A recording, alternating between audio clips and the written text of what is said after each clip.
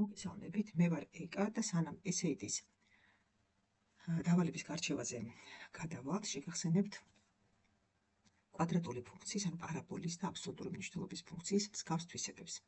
ისე მოცემული გვაქვს y უდრის x კვადრატს და y უდრის x-ის მოდულს ფუნქციების გრაფიკები, როგორც თქვენ ხედავთ, ორივე მათგანისთვის y ღერძი წარმოადგენს სიმეტრიის ღერძს.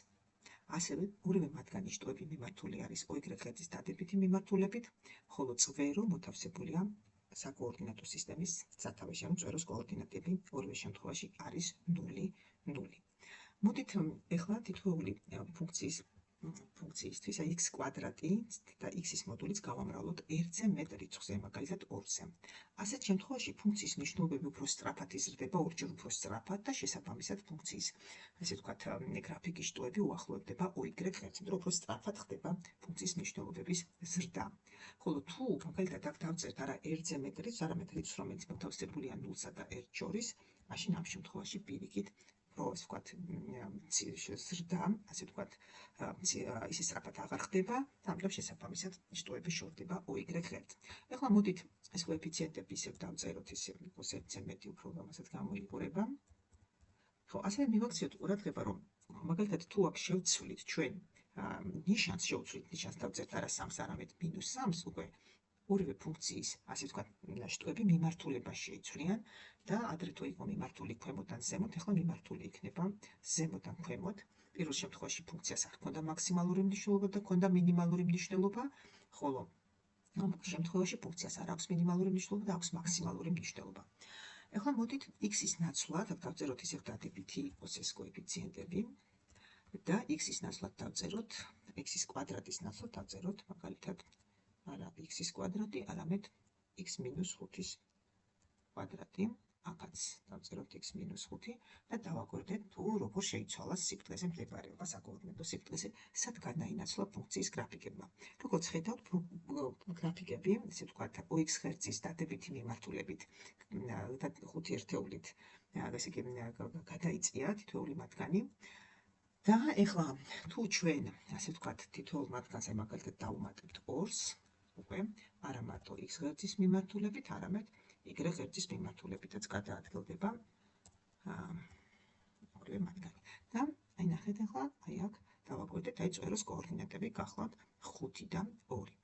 ესე იგი, როდესაც როგორც პარაბოლიც, ასევე აბსოლუტური მნიშვნელობის ფუნქცია მოცემულია ესეთი ზოგადი სახით, ზოგად სახეში უგულისხმობ იმას, რომ აი მარტო x-ის კვადრატი ან x-ის მოდული კი არ გვაქვს, არამედ გვაქვს რაღაც წრფივი 2 წევრის კვადრატი, წრფივი 2 წევრის მოდული, გვაქვს კოეფიციენტები, ანუ ეს კვადრატული და მოდულიანი წევრი აქვს თანამამრავლად რაღაც რიცხვითი კოეფიციენტი, ასევე გვაქვს თავისუფალი წევრი, ხო? როდესაც აი ამ ფორმით არის თითოეული ფუნქცია მოცემული, ჩვენ შეგვიძლია ამოვიკითხოთ ამ ფუნქციების წვეროს კოორდინატები, ასევე თუ მაგალითად კვადრატული წევრის და მოდულიანი წევრის წინ დადებითი არის ეს თანამამრავლი, რიცხვი თანამამრავლი, ანუ კოეფიციენტი, მაშინ როგორც უკვე ნახეთ, შტოების ზემოთ არის მიმართული, ფუნქციას არ აქვს მაქსიმალური მნიშვნელობა, აქვს მინიმალური მნიშვნელობა და ეს მინიმალური მნიშვნელობაც არის წვეროს y კოორდინატის ტოლი, ანუ 2-ის ტოლი. ესე იგი, აი ეს ჩანაწერში ჩვენ შეგვიძლია ცხადად ჩანს გრაფიკის შტოების მიმართულება, წვეროს კოორდინატები, მინიმალური მნიშვნელობა ფუნქციის, თუ უარყოფითია ეს კოეფიციენტი, მაშინ მაქსიმალური მნიშვნელობა ფუნქციის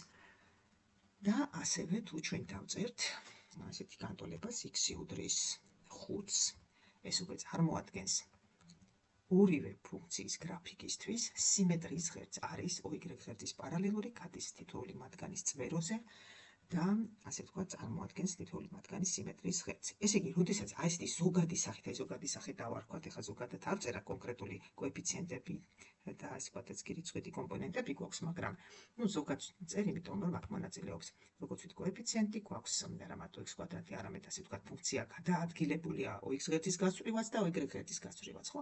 ასეთ შემთხვევაში, ნებისმიერ შემთხვევაში ჩვენ შეგვიძლია ჩანაწერიდან, ესე იგი, ამოვიკითხოთ ფუნქციის წვეროს კოორდინატები, შტოების მიმართულება, მინიმალური მნიშვნელობა, მაქსიმალური მნიშვნელობა და ასევე დავწეროთ სიმეტრიის ღერძის განტოლება, ასევე დავასახელოთ თუ სადღებულობს მინიმალურ მნიშვნელობას ან მაქსიმალურ მნიშვნელობას, ესე იგი თუ მაგალითად გვეკითხებიან თუ არა მინიმალურ მნიშვნელობას, არამედ იმას თუ სად მიიღო მოცემულმა ფუნქციამ მინიმალური მნიშვნელობა, ჩვენ უნდა დავასახელოთ არა 2, არამედ წვეროს x კოორდინატი. ეს არის ის თეორიული მცირე მასალა, რომელიც ჩვენ დაგვჭირდება დავალებების შესრულებისას. ეხლა განვიხილოთ ერთი დავალება, აი მოცემული გვაქვს მაგალითად შემდეგი სახის დავალება, ესე იგი პარაბოლას წვეროს კოორდინატები არის -3 და 8 და პარაბოლა გადის წერტილზე, რომლის კოორდინატები არის -1 და 0. ჩამოთვლილთაგან უნდა ამოვარჩიოთ იმ პარაბოლის განტოლება, რომელსაც ეს თვისებები გააჩნია. მოდი ჩვენ წვეროს, ასე ვთქვათ, წვერო ავუნიშნოთ m100 და წვეროს კოორდინატები იყოს x0, y0. ჩვენ შემთხვევაში ეს x0 და y0 არის -3 და 8.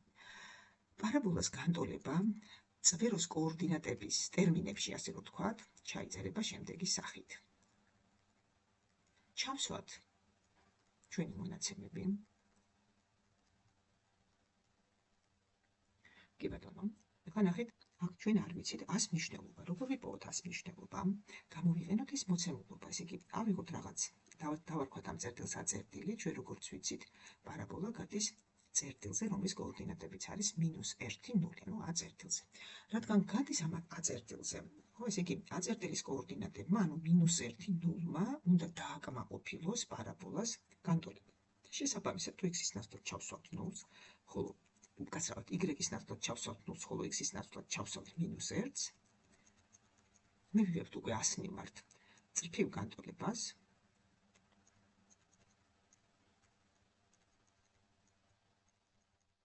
ეხლა რომ მივიღოთ საბოლოოდ პარაბოლას განტოლება, ხო, ესე იგი 100 ნაცვლად ჩავსვათ -2. გავხსნათ ჭრილი, რას მივიღებთ?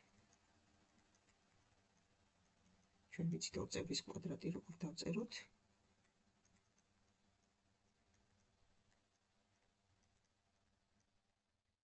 ესე იგი საბოლოოდ მივიღეთ ჩამოთვლითაგან თუ ჩამოვყვებით, ესე იგი სწორი პასუხი ყოფილა A. შემდეგ ვიდეოებში განვიხილავთ მსგავს სავარჯიშოებს, გისურვებთ წარმატებას.